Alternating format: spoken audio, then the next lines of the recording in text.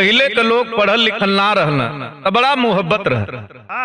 आज जितने लोग पढ़त हुआ लिखत हुआ जोड़ घटाना जान गल हुआ तो दूरी बन चल जाती है।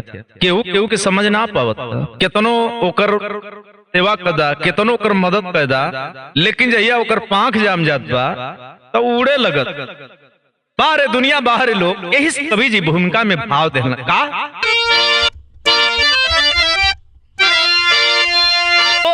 शिक्षित भी मानो जब जानो बना, अर्ध दूसरों का काहे समझता नहीं,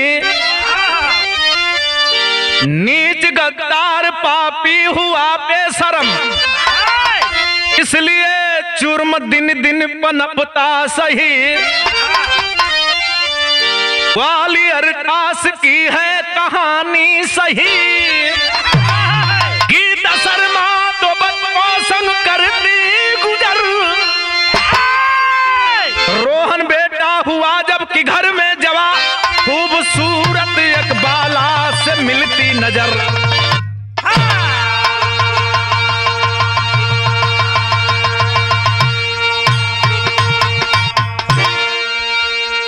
ग्वालियर का रहने वाली माई का नाम गीता, 2 गो बेटा, एक बेटे का नाम रोहन और एक बेटे का नाम जोहन।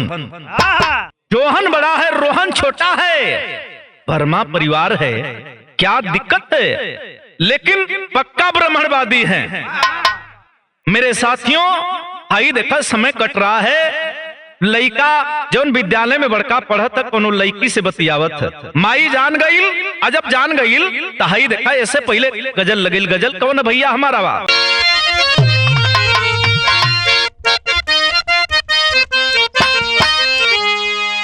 अरे कुदरत ने सनम तुझको, अरे कुदरत ने सनम तुझको क्या शौक अदा दी है,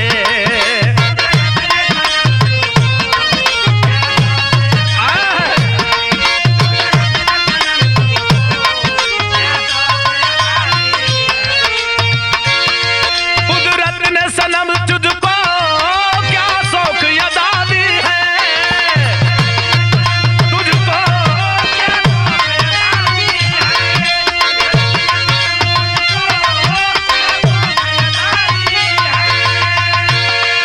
जुल्फों में भी ये जादू, जुल्फों में भी ये जादू, आंखों में हया भी है, आंखों में हया भी है।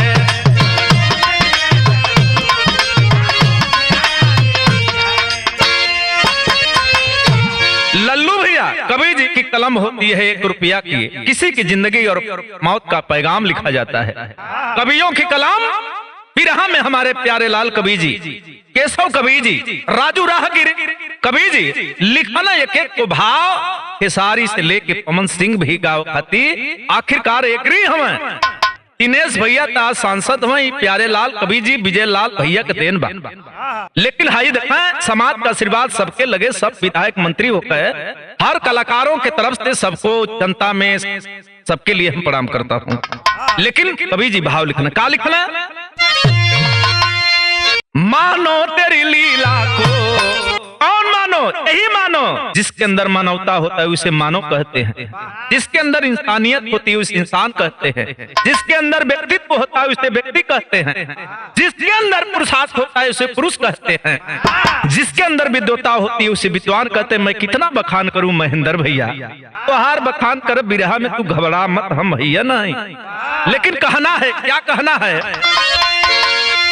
अरे मानो तेरी लीला को, मानो तेरी लीला को इतिहास बताता है,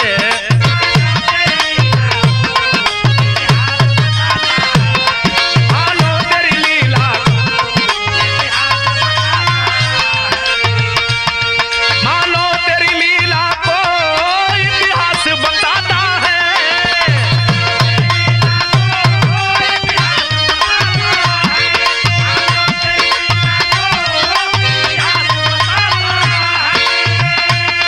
ना बुझता दर्द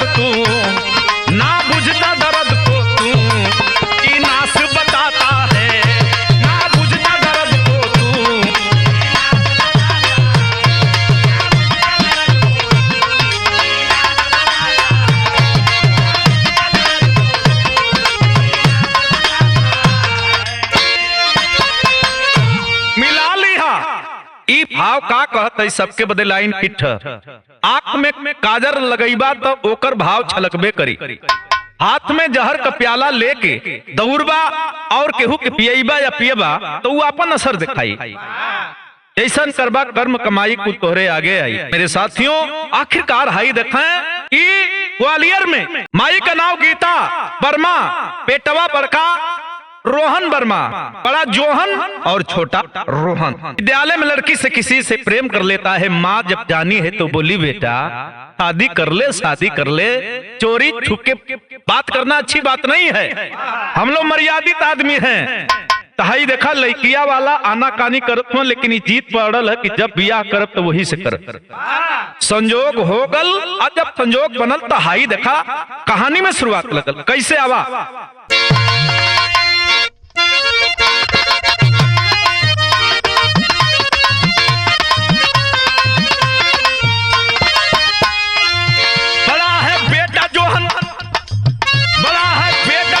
सुंदर और प्यारा है, बड़ा है बेटा जोहन सुंदर और प्यारा है। गजब है सूरज जिसकी रब ने तो सवारा है। करना है शादी शुभ साइत वो जुलाई में, यही जुलाई जो बीत गई, जुलाई यही जुलाई 2024। करना है शादी शुभ साइत है जुलाई में। दीवाना बन गया ना मन लगे पढ़ाई में। ये हर मन ना लगत है। दिन भी रखा गल है, दिन धीरे धीरे नदिकात पढ़ल लिखल छोड़ दिले, काली होकर माला जपत है। सोचा था कि कब आ जाए दुल्ही बन के। फोन पर बतियावत में माई तो जनते है, लेकिन हाई देखा आखिरकार एक दिन बाजारे जाता, बुलेट ले ले है, बाजारे जाता एकदम बहुत खुश है। बाजार जाने में रा रा रा, बाजार जाने में एक्सीडेंट हुआ भारी है। लाख उपचार हुआ बढ़ गई बीमारी है। भैया हो लइकवा के जमुना का शादी तय रहल। जोहन का ई बाजारे जात रहल कुछ खरीदे किने, और देखें बाजार जाए में एक्सीडेंट होकर लोग उठा पुठा के हॉस्पिटल लेके गईले। लाख उपचार हुआ, लेकिन बेटे की बीमारी बढ़ गई। कुछ समय तक जिंदा रहा, लेकिन मेरे साथियों हमेशा के लिए माई के साथ आई के साथ छूट गए। माई अधीर हो गई, शादी तय कैली। देखा जे ब्राह्मणवादी होला वो चाहे जवान मर जा चाहे बूढ़ मर जा, वो बाभन के बुला के बाभन के द्वारा वो करते रही क्रियाक्रम लोग करे। माई बोलौनी एगो ब्राह्मण के, कली बाबू हमर बाबू के ऐसा करा कि आत्मा एकर भटके ना। सुना आत्मा काहे न भटकी, वो दीवाना रहल वो लड़की पर, अब बियाह करे खातिर तो हम दिन रखला, वही में उमर गल। जबले वो लड़किया से बियाह न करबा तबले ओकर आत्मा भटकी। देखा ब्राह्मण है, वो बहकावा में डाल दिया उस परिवार को। गीता वर्मा सोच रही है कि शादी कैसे करूं, विचार में है उसके, लेकिन हाई देखा मेरे साथी आखिर लड़की वाला का क्या दोष है। फिर लड़की वाले के घर सब पहुंचे और बोले कि ऐसा न भैया कि बड़का लइकवा तो मरी गल है। देखा गीता वर्मा भगल बनावत किया, बड़का लइका मर गल तो कुल जीत पड़ल हो कि अब बियाह ना हुई। लेकिन सुना हमार छोटका लइका हो ना, यही से बियाह कर दा। मतलब हथ जोड़िया गुरधरिया कैलस, एक दिमाग में बात दूसर बात। ब्राह्मण बतौले है कि बियाह कल जरूरी बा, त तर्ज लगल वो कैलस का गीतवा आवा।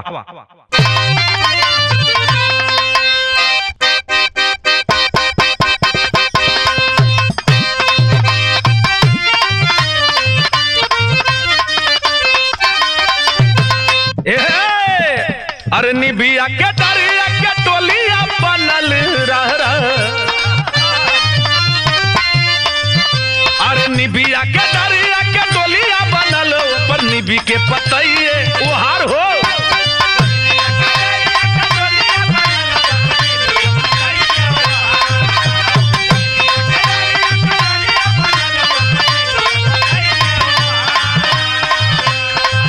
अरे निबिया के दरिया के टोलिया बनल, पर निबी के पतइए उहार।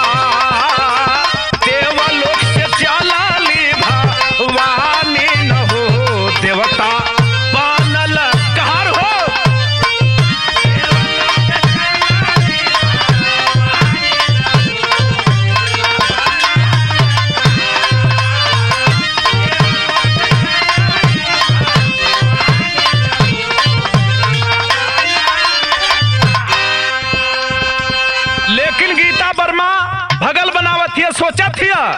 कि बाभन महाराज कहला कि अगर शादी ना होई तब बात गड़बड़ हो जाई। का गड़बड़ हो जाई? अरे सदिया रचावन तो होई बर्बदिया, अरे सदिया रचावन तो होई बर्बदिया, मानी ले बबतिया हमार।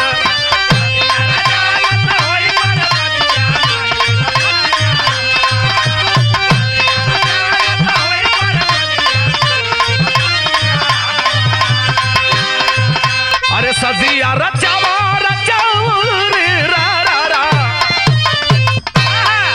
अरे सदिया रचावा न तो होई बर्बदिया, मानी ले कहना हमार।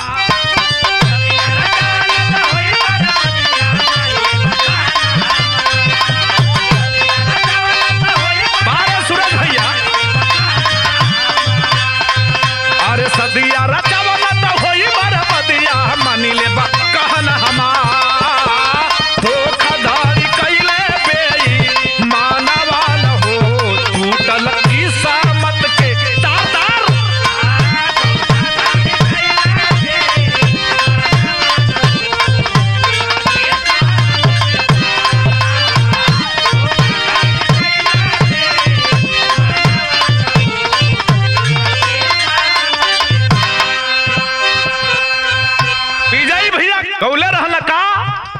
किस्मत खींच के ले गई फौजिया में। तो यही तरह किस्मत जवन चाही तो उन्हें होला भैया हो। हाई देखा किस्मत का तार जुटल, प्रयास कैलस गीता वर्मा, और जब प्रयास कैलस तो प्रयास में सफल हो गई। पिया छोटका लड़का से कह देहलस। अब देखा पहली रात में जब अपने पति रोहन से मिलने के लिए गई है पत्नी, भैया हो नाम है श्रुति वर्मा, बहुत खुश है। सपना सजा के हर लड़की जब शादी होले दुल्हन बनने ले तो अपने घरे जाले तो करे दिल में हजार सपना होला। का सपना होला? हाई देखा श्रुति सोचत थी अब ब्याह तो हो गल, घरे पहुंचल ये ससुरा और अपने पति के पास पहुंच गई है घर में। तो नतीजा का निकला? आवा ले के सपान गोरी दिलवा में अपने,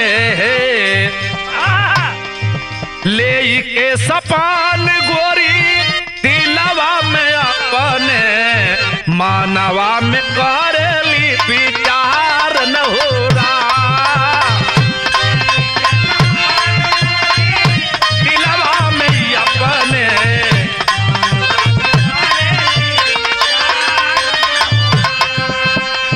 तेजिया सजाला होई पिया से मिलन हवा, आज होई है सुन बातीदार न हो रहा।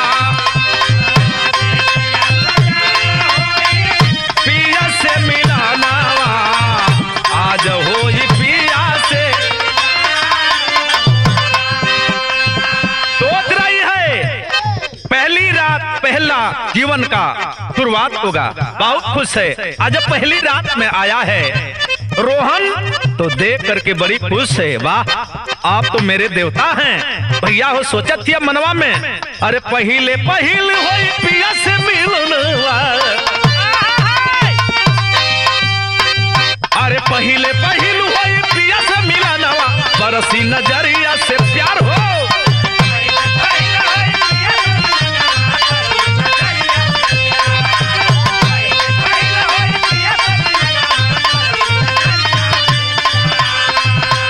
पहलू होई पिया से मिलनवा, बरसी नजरिया से प्यार, धोखाधड़ी कैले बेई माना मान हो, छूटल किस्मत का तार तार।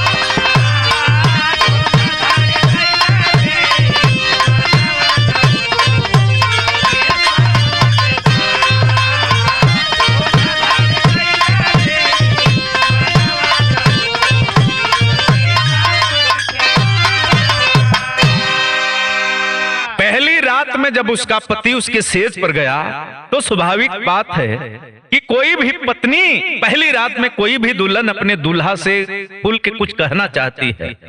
गया तो न घूंघट हटाया, तो है पति का फर्ज निभाने के लिए तैयार। ये भैया ये लाचार है, परेशान है, कहती है कि आप मुझसे नाराज हैं, मैं आपके लायक नहीं हूँ। कहना नहीं, ऐसी कोई बात नहीं है, लेकिन एक बात सुनो, पराई औरतों को मैं हाथ नहीं लगाता। जब ये बात सुनी है तो घबरा गई। वो रात बीत गई, वो समय बीत गया, रात बीत गई, समय बीत गया। जब सवेरा हुआ तो अपने सास से सारी बात बताई। सुनो सुनो सुनो मेरी बात। सास बहू से करे कि बेटा मेरा थोड़ा शर्मिला है, धीरे धीरे वक्त बदल जाएगा, धीरे धीरे समय बदल जाएगा। मेरे साथियों, मेरे भाइयों, भाई देखा तू सरका रात को फिर उसी तरह से प्रक्रिया करता है और कहता है कि रुको, रस्सी लाता है और कुर्सी पर बैठा के ओकरे पूरा बदनिया के बांध देलस। तो हंसत ये दुल्हिया की का हो, ई का करत हुआ, तू हमार पति हुआ। अच्छा, कोनो तोरे दिमाग में आइडिया समझ में आए, चला ठीक है, लेकिन जब कसे लगल ओकरे बदन के तो दर्द पैदा होके लगल कलश, तब रोए लगल कि ई का करत हुआ। कलश की सुनो, और लाता है नशे का देखबा गोली सुई में भर के दवाई डाल के और उसके बदन में जब चुभा देता है और लगा देता है, धीरे धीरे जब बेहोश होके लगल, थोड़ी होश रोबत के कहते ई काम तो बढ़िया ना करत हुआ। कलश की सुनो, मैंने तो कहा था कि पराई औरतों को मैं हाथ नहीं लगाता, लेकिन हाई दिखाएं वो कमीना करता क्या है। विदेशिया में आओ लगल, आजा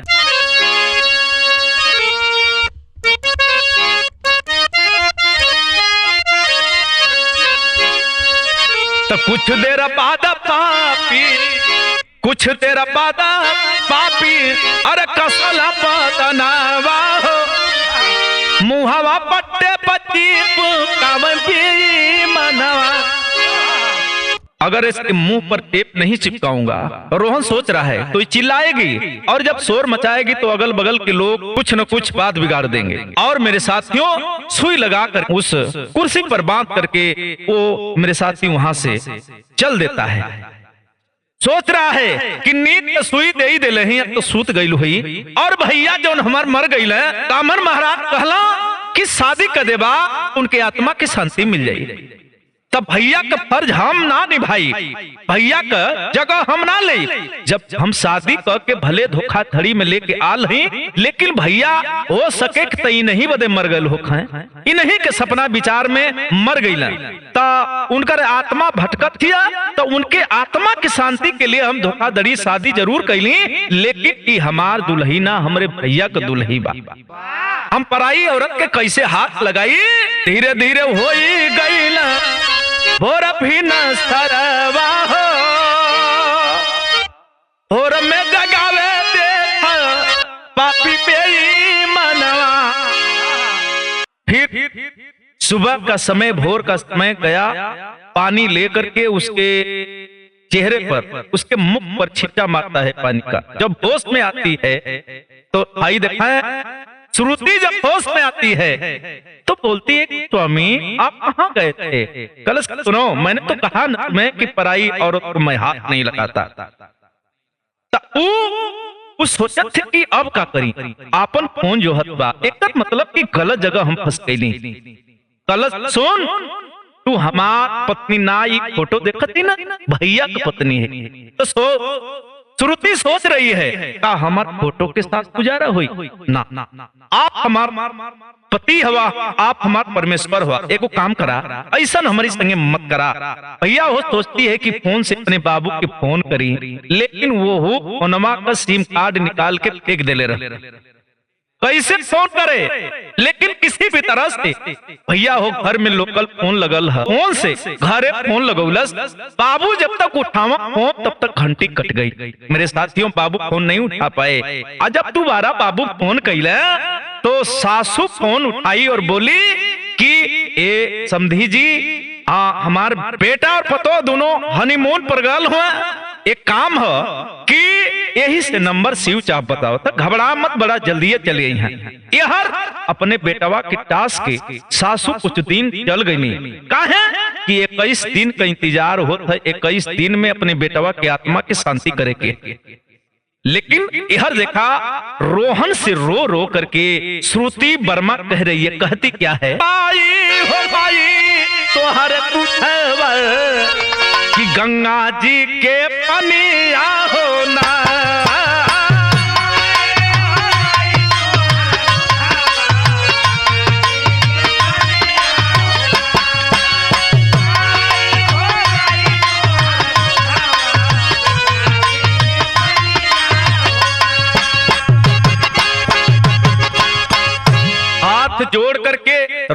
वर्मा से श्रुति वर्मा कह रही है, सुनिए हमारी बात। का कहलस कि घर पहुंच जाई दा सजनवा, सुनत हुआ हमारे बात के ना, पैरों में लिपट करके श्रुति वर्मा कह रही है रोहन से, अपने पति से कहती क्या है, अरे घर पहुंच जाई दा सजनवा कि हमारे भावनवा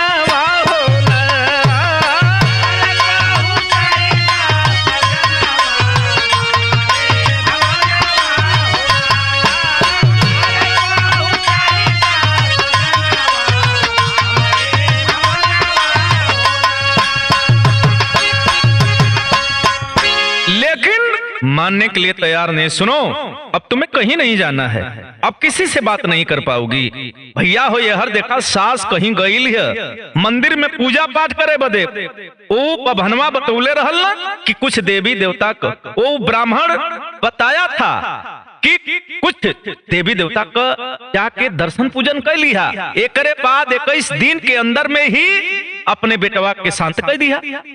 ये हर देखा श्रुति मौका पाके भैया हो बाबू आखिरकार एक बात कहती है अपने पति से, रोहन से कहती है कि सुना हमार बात, हमके घरे जायदा, हम तोहरे खिलाफ कुछ न बतियाई, घरे जाई कुछ न कहब, तोहरे खिलाफ कुछ बोलबे न कर। कहत कहा अरे तोहरे खिलाफ, अरे तोहरे खिलाफ नहीं कुछ बताई।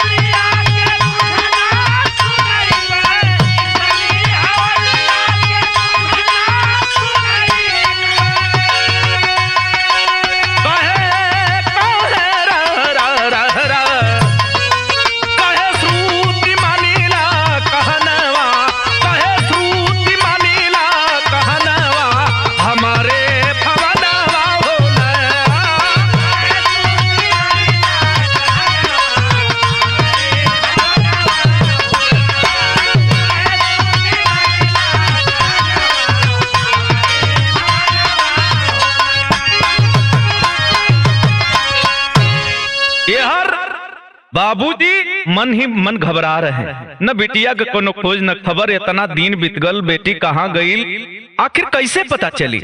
मेरे साथियों मन ही मन घबरा बाबू, और बाबू के साथ एक बहन भी है, वो हमें रहे बहनिया उनकर कहलस कि ए भैया तू औरतन के विषय में ना जानत हो, लेकिन हमके पता है तुहार बेटी कोनो कोनो संकट में है, एक काम करा कोनो माध्यम से पता लगावा कि तुहार बेटी कहाँ है। वाह, साहस देती है बुआ अपने भतीजी का पता लगाने के लिए। नतीजा का निकलल भाई देखा, एक दिन श्रुति किसी भी तरह से घर से निकल गई है और गई है कुछ दूर थाना है, थाना के पास ही पहुंचने वाली थी, थाना के अंदर घुसने ही वाली थी, और तब तक इसकी सास पूजा पाठ करके दर्शन पूजा करके तब तक उस थाना के ही पजरे से रोड रहल गुजरत ही देखत कहा ई तो श्रुति हमर पतोहिया बा, जाके पीछे से कंधा पर हाथ हिलस।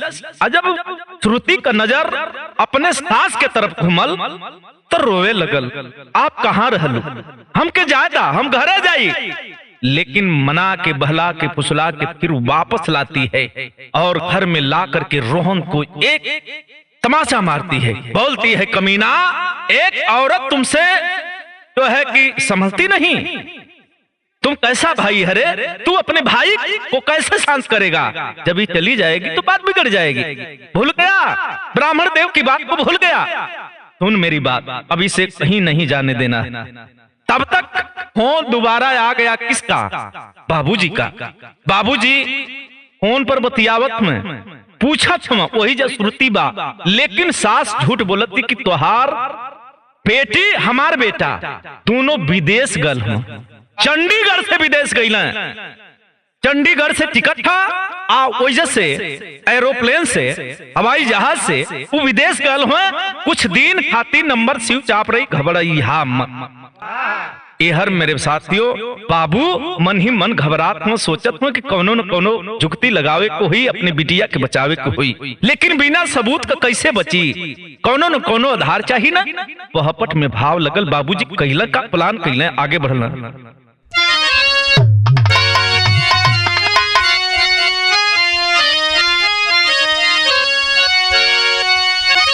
अरे मन घबराला बरसेला नया नवा, बाबू रोवला छानबीन में पता लगा मैं जो है बाबू रोवला।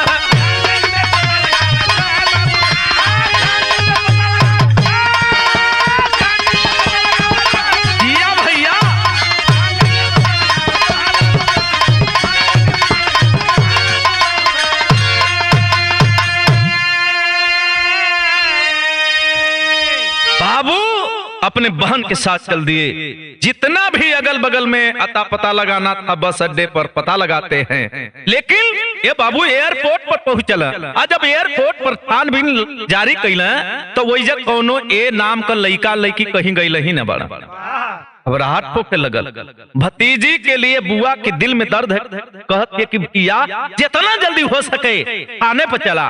थाने पर से कुछ सिपाही दरोगा लेके बिटिया के हरे चला ससुरा में। अरे अगल बगल में पता लगावा सगरी एयरपोर्ट हो, मामला ये संगीन बुझाला, ये में भारी कोट हो। यह श्रुति के मारे बेईमानवा बाबू रोवला, पुलिस प्रशासन लेके पहुंचे थानवा बाबू रोवला।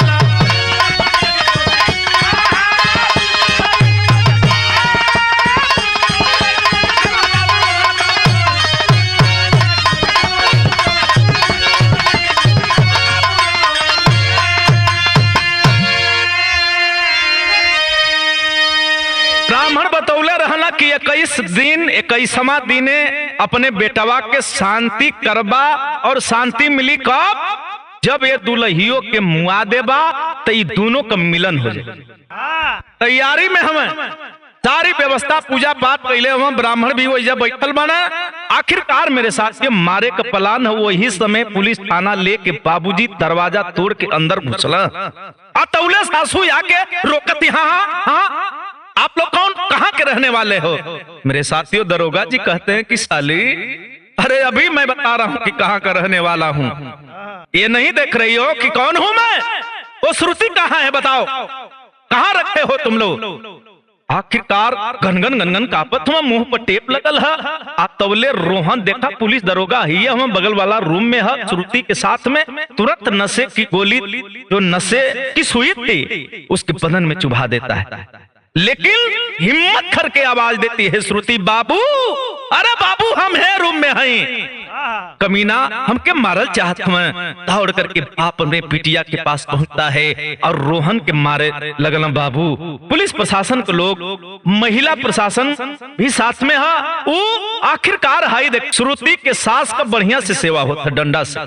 प्रशासन के लोग जब पुलिसिया भेज अपनौले तो यही बदे कहल गले, दुनिया के लोग, ये समाज के लोग जरा सोचला कि जैसन करबा वैसन सब मिलबे करी, लेकिन एक प्रमाण है। कवि जी का लिखना आल्हा में भाव लगल भैया आ जाता।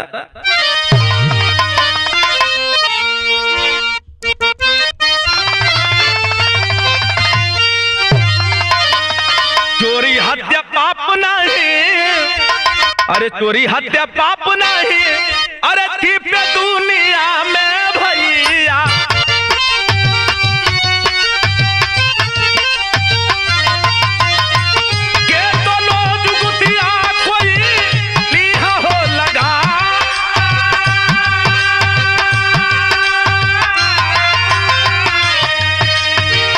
माई बेटा दोनों रंगे हाथ पकड़ ले भैया,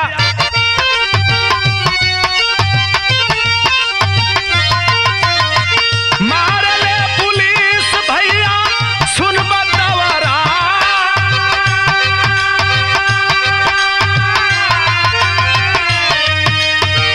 मारला रोहन के साथ, मारला रोहन के साथ,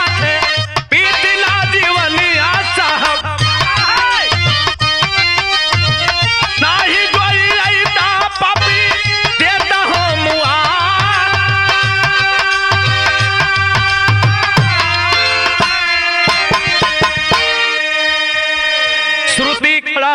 दरोगा के पैरों में लिपट गई, साहब साहब आप अगर नहीं आते तो ये कमीना मुझे जान से मार देते। जानते हैं धोखाधड़ी करके मेरे साथ शादी किए। इतना नहीं, ये फोटो देख रहे हैं ना, पहले बड़े भाई के साथ शादी हमारी तय थी, इसका नाम था जोहन, इसी का भाई रोहन है, और 420 करके शादी तो कर लिए, लेकिन आखिरकार मुझे मारने का प्लान दिन पर दिन अपना कार्यक्रम में बढ़ा रहे थे। साहब आप लोग आज ना आईता तो आज हम जिंदा ना मिलती। बाबू तोहर धन्यवाद करती बाबू, सबसे ज्यादा हम कर्जमंद अपने पुआ कही, अगर पुआ न हो तो आपके नाक कहत आप इतना कदम न उठोता, लेकिन बाबू अपने बिटिया से लिपट के रोत, बेटा ना, जबले हम जियब रे पगली तबले तोके सकून में देखा, ई हमार वादा है, तोर माई मर गई है कह के गई, बेटी चाहे बेटा एक ही हो न, कौनो एक के दुख तकलीफ न होके दिया। भैया हो करे से लगा कि बाबू और बेटी दोनों रोवत हूँ। मेरे साथियों हुआ क्या, सदर में भाव लगला जा।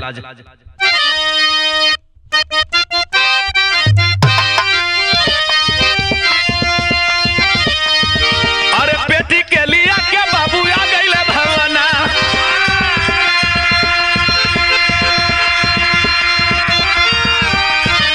अरे बुआ रोवे देखाया छाती से लग गया,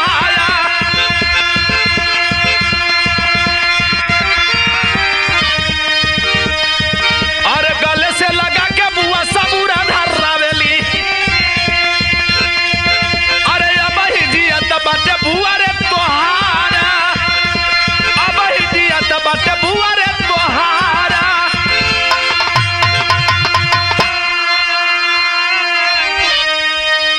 बेटी हमार रूह हमेशा धिक्कारे, हमके जहिया सदिया के मंडपवा में बैठल रहली तो बभना पर हमके शंका भइल जरूर कि आखिर कोनो न कोनो चाली बाभन जरूर कैले बा, और बार बार तोरे बाबू के हम बताई कि बिटिया का समाचार लेहल करा, ओमे कोनो आनाकानी मत करा, लेकिन हमरे कहले कभी ई ज्यादा ध्यान ना देना, ऐसे ई मामला और बढ़त चल गई। लेकिन बेटा सुन, ऊ जैसन कैला उन्हन के मिल गई, ऊ जेल पठावल गई ना बेटा। सुन, दुनिया में जे भी गलत काम करी ओके सजा मिली। बेटा एक बात सुन, एक बात समझाती हुई बुआ कहती क्या है, खड़ी लाइन में भाव लगला जा।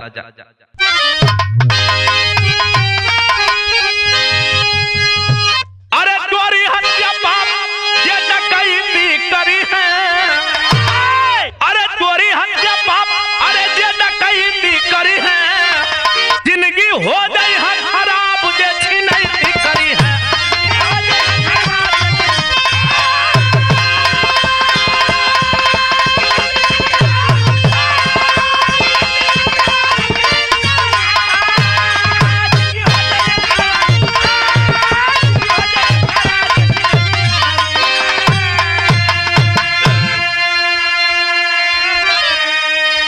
भैया हो हमरे बिरहा सुनेला, बहुत प्यार बहुत दुलार देला, लेकिन दूसरे की बहन को बहन समझने वाले हमेशा सुखी रहते हैं, दूसरे की बेटी को बेटी समझने वाले हमेशा खुश रहते हैं, दुख कभी उन्हें हो ही नहीं सकता है।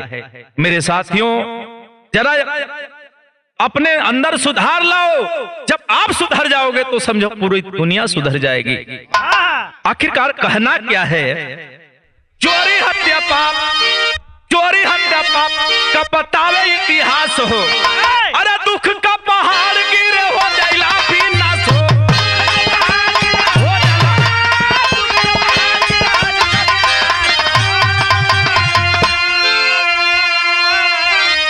अरे बन के ब्राह्मण बाबी ये धरैती करी है, जिंदगी हो जाए है खराब जे छिनैती करी है।